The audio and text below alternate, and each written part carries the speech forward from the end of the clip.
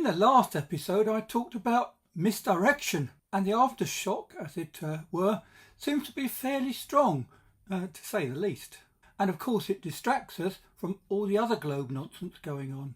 The final experiment evokes a straw man logical fallacy. We have got to make a start at recognising the logical fallacy statements. They will immediately put us on the defensive instead of having room to explain our points.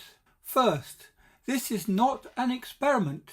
It's observations only. Second, there is nothing final about it. The best it will do is to produce a lot more data on a subject we have very little information on. And again, I should remind you that looking up at the sky does not tell us about the shape of the earth or the surface of the earth. Next, not only the title, but the straw man logical fallacy itself, which is basically, your Earth model predicts you will not see a 24-hour sun in the Antarctic. Therefore, we will show you a 24-hour sun, and then that is the end of your flat Earth argument.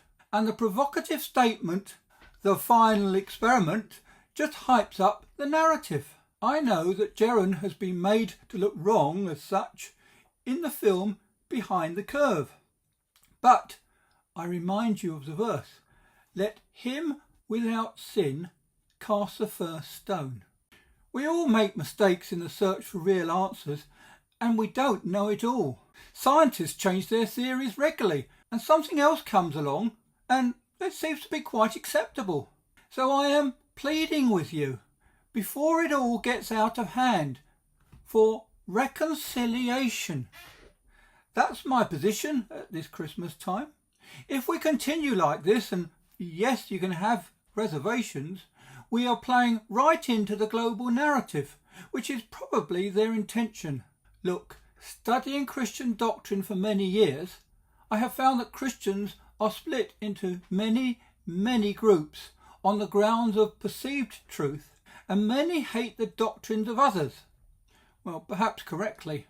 Like Protestant and Catholic, the Bible, literal or allegorical, the infallible Word of God, or written by men, and now with missing verses, mistranslations, or even missing books.